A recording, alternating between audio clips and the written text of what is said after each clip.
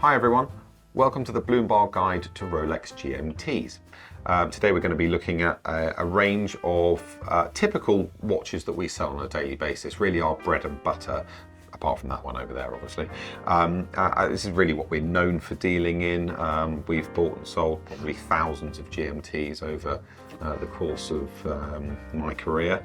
And I'm joined today with our sales manager Sam, who often appears with me. Hello Sam, how are you? I'm good, Eddie. How are you? I've seen you all day, but I've barely said hello to you or asked you how you are, so nice to see you. How it goes. Exactly. Let's get on with it. So we should probably start with the history of the GMTs. I'm no watch historian. I know a little about a lot. I think like we all do as watch dealers. There are some people who are really knowledgeable on vintage stuff, but they generally specialise in vintage. Yeah. Whereas I suppose we're really known for modern watches, and then we kind of dabble in vintage here and there, but only the best. I think that most dealers will have one or the other. They will be a vintage specialist, or they will be a new specialist, new to watches. But like you say, we have a lot of people that we know that deal with vintage watches that help us out on the side with authenticating a lot of this stuff anyway. So the GMT was created in 1954. Originally it was designed by Rolex with Pan Am pilots in mind, the American airline. The original Pepsi red and blue bezel insert was a day and night indicator, and not only was it the first Rolex to have a date wheel, but it was also the first Rolex to have a second time zone. So a lot of new things there. Case-wise, started off originally as 38 mil, so slightly smaller than they are now. They're now 40 millimeters. Actually, we sold one of the original ones recently. My dream watch, I think it was your Grail, wasn't it? Yeah, Baker light bezel. Cracking watch. Absolutely. Talking of cracking, that's yeah, it did, didn't it? Yeah. one of the difficulties. No, we didn't crack it, but one of the difficulties with Bakelite bezels. And if you don't know what Bakelite is is the material that predated plastic, basically. Everything in the 40s, 50s was made out of Bakelite. But the problem with Bakelite is it's quite fragile and it can crack. If you've never seen one, definitely Google it. A Bakelite bezel is the most amazing thing to look at. It's basically, it looks like glass, and if it hasn't got any cracks or scratches in it, I mean, it's just mesmerising to look at, and I'd always wanted one. That was the beauty of the one we had, is it was so clean for an old watch. It was clean in all the right ways. The actual Bakelite wasn't cracked. The dial had a lovely patina to it, but it wasn't cracked or damaged. Hopefully we'll be able to get a photo of it up on this video. But it was owned by, it was actually owned by a British Airways pilot, wasn't it? Yeah. He owned it his whole life. So it had this incredible provenance with it. And that's the kind of stuff, when we do get involved in vintage, that's often the kind of stuff we want to deal in. Yeah, very special. The best of the best, really good provenance. And with vintage watches, we've said this before, it's not always just about the watch itself, it's about who you buy it from. Yeah. Who's the dealer selling it? What comes with the watch? Has it all just been patched together, or is it all totally original? Yeah. And that's the kind of stuff we really want to look at. What have we got here today? Again, more modern pieces. I think starting from the early 2000s with the 167s, 710, sorry. Yeah. So I think we have a black stick dial here, and also we have the traditional Pepsi. Stick dial, if you don't know, stick dial is where on the dial it says GMT2. The Roman numerals, that can be in just 2 lines, and that's called a stick dial. And I think that was the last edition of that watch before it's slightly more collectible. Yeah. They do have a presence on the pre-owned market. It's not. It's probably not as rare as something like one of the Patrizzi dials and on the Daytonas. No. But it's actually quite a quirky thing. It's very similar to the flat 4 wide O's with the Kermits. It was also towards the end of the production, so people often like them. You can also get a Roman dial, which is where the number 2 is in traditional Roman numeral style, and you can also have a box dial, which is where that number 2 is Roman numerals, but it all connects to look like a box.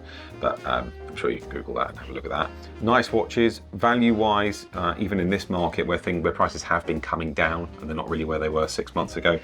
This kind of vintage stuff hasn't really been affected. No, I think a lot of the kind of pre-ceramic or even just older generational stock hasn't been massively affected. Yes, they've lost probably a couple of £100, but when you compare it to the new ones, which obviously have lost quite a bit of value, these were always around the kind of 12-ish £1,000 mark, maybe a little bit higher at first.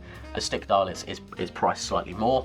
Why is that slightly more? Purely just because of the stick dial. I think we had a stick dial Pepsi in a couple of months ago, But they're always around the price. It's also worth talking about, the thing that also affects these is whether they come with their original box and papers. Correct, I believe these two both do, and we try to deal in box and paper stuff where possible. Not only just because it kind of suits our clientele a bit better, but actually it makes the watches just easier to authenticate. And for us, turnaround time is key. We want to hold stuff as dealers for as short a time as possible, and just a rule of thumb that stuff with box and papers just sells faster. Yeah. Watches that don't have their original box and papers just have a slightly smaller buyer pool. Generally bought by people who are after just more value for money, I suppose. We've covered the vintage side of things. We should probably move on to what we deal in more commonly every day of the week. I think the interesting one will be this one, which is the back gold to talk about. Yeah. Purely the fact it's fully stickered. Now, we had this discussion probably 6 months ago maybe on our channel, where we were kind of really promoting fully stickered watches. Well, certainly explaining why fully stickered watches demanded such a premium over watches that weren't fully stickered. That's probably changed a bit now. We're definitely not contradicting ourselves. It's just that the market has changed. Prices have shifted. Yeah. And because of that, let's say this watch was, I don't know, what did it peak at? 18,000? Yeah, closing up to 20. And it's now down to 14. Suddenly it's become a little bit more affordable, and suddenly fully stickered watches, well, now that people are buying watches more to wear them, as opposed to just buying them for what they might be worth in 6 months' time, and with the idea of selling it again, or purely for investment. People are buying them, wearing them, and a lot of buyers don't necessarily want to wear something that's fully stickered. No. It's like peeling it comes with the same pain as peeling the plastic off a brand new iPhone or something, which a lot of people struggle to do. It's quite hard for most people to peel all the stickers off a brand new watch. Yes, I think it's very different depending on the watch that you are buying. Obviously, again, touching on pre-ceramic stock or older, we've got a fully stickered Kermit, original Kermit, and that is going to be quite collectible. And that is, they have again held their value, and that is priced around 20,000, which is, I think, around about £3,000 or £4,000 more expensive than a non-stickered version is. But that is quite a significant watch. That's absolutely worth it. Yeah. I mean, that's not in production anymore. No. There's a finite amount of those left in the world, and good ones that haven't had parts changed on them or new bezel inserts put in, or whatever. And to find a fully stickered one is pretty rare. So I think for a buyer looking for a long-term investment piece, that is absolutely ideal. Yeah, absolutely. Certainly something I put money into. This, yes, you could still look at it speculatively, buying it with a long-term investment in mind. But because it's fully stickered, it's less likely to be worn by someone who just wants to wear it tomorrow. Yeah. In which case, you might actually be better off saving yourself a little bit of money and buying something unstickered. I think they're a little bit older. It's about £800 to £1,000 difference now. But previously, at the peak of the market, £3,000 difference. 3,000. So actually, if you do want something fully stickered, and you're prepared to take the stickers off, and you just want it fully stickered because you want to be the first person who's ever worn it, and you want to guarantee that, then I suppose it's kind of bargain time to buy yourself a fully stickered watch. Yeah, for sure. What else have we got? White gold? Not actually, never been my favourite. No. No. I like it. I love the colour of the dark, kind of flat. I think if you're buying one, this is the one to go for, or the Meteorite. The Meteorite is again quite a cool thing to touch on. But I think if you're buying the black dial, you could, in theory, save yourself £20,000 and just buy a steel one now. I mean, if we think of the type of film, we've obviously sold a number of these in our time. We've got to think of the type of buyer that often buys white gold GMTs. They're often someone who likes Pepsis, but likes the weight. I often find they're bigger guys with bigger wrists that don't want to wear something quite as light. They want something with a bit of weight to it. Yeah. That's often the reason they want white gold, or they always buy white gold. They always buy gold watches. Yes, it's got a different colour dial. The bezel colour is slightly different as well. But overall, it's basically the same watch, isn't it? I struggle to justify the dramatic price increase over a stainless steel one, but and obviously it doesn't come on a Jubilee bracelet either. But I suppose for people who like precious metal watches, it has a market. And the weight is different. It is a big difference. With the blue dial on this one, it complements the watch very nicely. And again, it's an if you know, if you see something from a mile away, you'd assume that's just a stainless steel Pepsi. The closer you get, and if you know your bits, then you know that the blue dial will represent the white gold variant of the watch. I mean, I suppose money-wise, the good thing about these is that there was never that much hype for them. in white gold format, which means they didn't have this massive price increase that the stainless steel version had, and price-wise they've stayed pretty stable throughout all the craziness of price volatility. Nice watch though anyway. This is cool. This is actually sold. We sold this the other day. This was a SARU with a ruby and sapphire and diamond bezel, factory fitted, made by Rolex. I actually like it. I think it's quite a cool watch. I'm not into yellow gold watches as such, but I think that's actually quite a cool watch. I think it's a cool watch. I mean, I don't think I could wear it. I feel like I'm a bit of a target. I think you need to be a bit of a scary looking man and to wear it and hope no one approaches you. But it's definitely cool. I think if I was going to buy that, I'd be buying it purely for its rarity value, and I'd just be sticking it away, hoping they someday stop making it, and hoping it does really well, certainly better than having the money in the bank.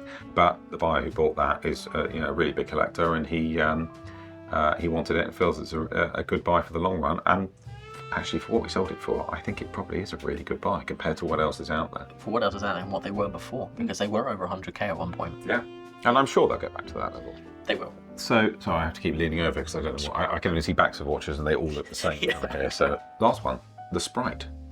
It's a controversial one, I think, that they brought out. It's probably got the most chit-chat over the past couple of months, shall we say. We did a video about it when it first came out, and I quite openly said that it makes me feel a bit sick to look at when it's on your wrist. Not because I hate it, but because the crown's on the wrong side, and because it's a Rolex, and it was such a radical thing for them to do. I just feel it makes you a bit queasy to look at. It's quite funny because you do still see them on a lot of the Rolex forums with like dealers putting it in the wrong way round. Yeah. Obviously, they're so used to seeing.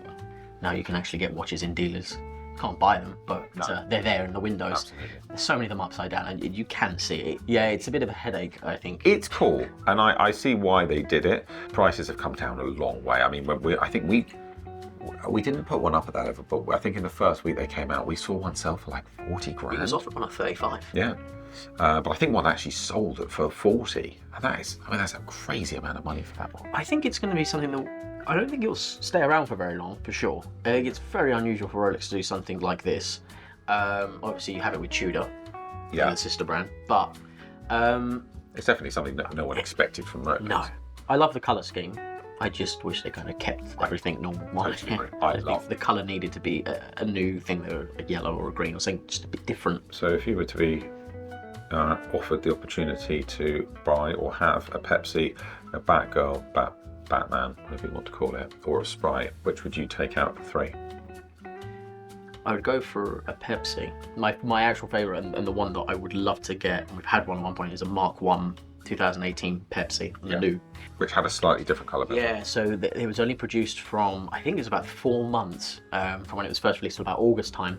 It has a slightly different blue. It's actually more like a purpley kind of violet colour blue, and the red is a slightly more brighter colour red. Yeah, they deepened the red, didn't they? Yeah, we had one, and I kind of fell in love with it. I mean, I wore it for a weekend, and I just head over heels, and I haven't actually seen too many, especially Mark 1s. I think since then we've not had a single Mark 1 come through. Very few.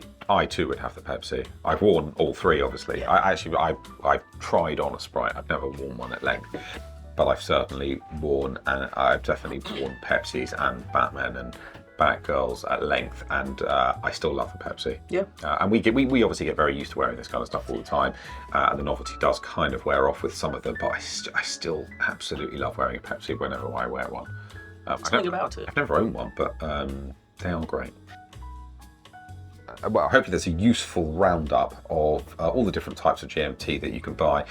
Yes, we don't have a root beer here. We don't have a bimetal one or a solid rose gold one. We don't have a solid yellow gold with the green dial. That's a really cool watch. I think we've only ever sold a couple of those in all the years. They're really, really nice. I've only seen 1 or 2 of them. In the long run, they'll probably do very well. They just disappeared though, those did. Yeah. This is a nice little range to get you started. If you've got any questions, please comment in any of the boxes below and we'll get back to you. Thanks very much for watching. Please like, subscribe and comment, and check out the Curated Collection on our website. Let's get back to work. Do it.